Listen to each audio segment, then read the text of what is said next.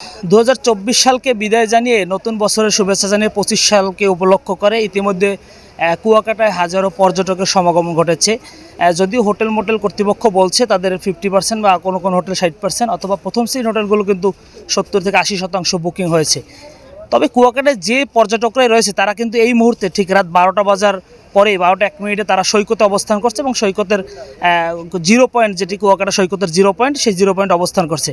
আমি যদি আপনাদেরকে একটু পিছনে দেখানোর চেষ্টা করি যে কুয়াকাটায় আগত পর্যটকরা কিন্তু এই মুহূর্তে আমরা কুয়াকাটা সৈকতের বিভিন্ন পয়েন্টে তারা রয়েছে এবং আতশবাজির কিছু চালু, যদিও আতশবাজি ফুটানোর ব্যাপারে কিছু নিষেধাজ্ঞা রয়েছে, এখানে প্রশাসনের শক্ত অবস্থান আমরা দেখেছি এখানে বাংলাদেশ সেনাবাহিনীর একটি টিম কিন্তু তার অবস্থান নিয়েছে সব ধরনের পরিস্থিতি এবং শৃঙ্খলা ফেরানোর জন্য, এবং টুরিস্ট পুলিশের টিম প্রস্তুত রয়েছে এবং কি ফায়ার সার্ভিসের একটি টিমও কিন্তু এখানে প্রস্তুত রাখা হয়েছে যে কোনো অপ্রীতিকর ঘটনা মোকাবেলা করার জন্য। এবং কুয়াকাটায় আগত যে সকল পর্যটকরা, সেই পর্যটকরা কিন্তু ইতিমধ্যে কুয়াকাটা সৈকতে যে এসেছে সেই চিত্র আপনাদেরকে যদি আমাদের ক্যামেরার চোখে দেখানোর চেষ্টা করি, যদিও আলোর স্বল্পতা থাকার কারণে আমরা স্বাভাবিক পরিস্থিতিগুলো দেখাতে পারবো না, তবে যে আমরা কুয়াকাটা সৈকত থেকে এই মুহূর্তে দেখতে পাচ্ছি যে ফানুস, পর্যটকরা যারা এসেছে কুয়াকাটায় তারা কিন্তু এই মুহূর্তে ফানুস উড়াচ্ছে এবং সেই ফানুসের পরিবেশটা যদি একটু দেখানোর চেষ্টা করি, যারা পর্যটকরা সৈকতে রয়েছে তারা আতশবাজি ফুটাচ্ছে, ফানুস উড়াচ্ছে সহ বিভিন্ন খাবার দাবার আয়োজন করছে, কেউ কেক কেটেছে।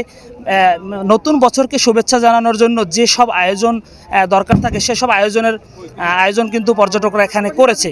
আমরা একদম এটি ঠিক কুয়াকাটা সৈকতের জিরো পয়েন্টের দৃশ্য এটি, যে পর্যটকরা কুয়াকাটা এসেছে তারা কিন্তু এখানেই এই জিরো পয়েন্টের আশপাশেই রয়েছে এবং প্রশাসনের শক্ত নজরদারি আমরা খেয়াল করেছি এবং যে পর্যটকরা এসেছে, এবং এই মুহূর্তে যদিও সৈকতে জোয়ার রয়েছে সেজন্য বিচে জায়গা না থাকায় বিচের পাড়ে পর্যটকরা অবস্থান করেছে। আমরা এখানে অনেক পর্যটক দেখতে পাচ্ছি এবং অনেকের সাথে আমরা যদি একটু কথা বলি, আমরা একজন পর্যটকের সাথে একটু কথা বলার চেষ্টা করব। আপনি কোথা থেকে এসেছেন এবং কুয়াকাটায় প্রথমবার কিনা বা কেমন লাগছে 31 নাইট উপলক্ষে কুয়াকাটায় এসে? আমি বাঁকড়া সদর থেকে আসি খুব ভালোই লাগতেছে। এত লোকজন এই শীতের ভিতরেও যে কষ্ট করে দাঁড়াইয়া 31 উদযাপন করতেছে, এজন্য খুব ভালো লাগতেছে আর কি। জি ধন্যবাদ। কুয়াকাটা কি প্রথমবার এসেছেন এর আগেও এসেছেন? না, কুয়াকাটা অনেকবার আসছি আমি, আপনার নাটকও দেখি, ভালোই লাগে, সব কিছু ঠিকই আছে, আপনাদের সাথে ভালোই লাগলো, অনেকবার আসা হয়েছে আর কি। জি ধন্যবাদ।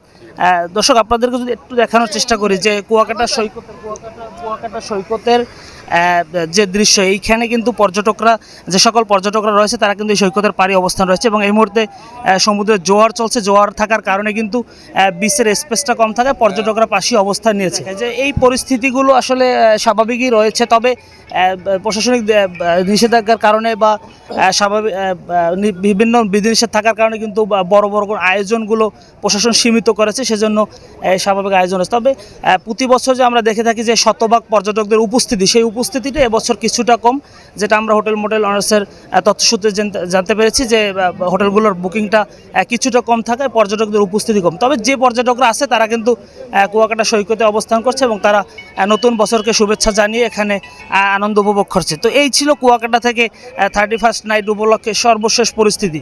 তবে এখন পর্যন্ত স্বাভাবিকভাবেই 31 নাইট উদযাপন হচ্ছে এবং কুয়াকাটা আগত পর্যটকরা কিন্তু এখানে উৎসবটি পালন করছেন।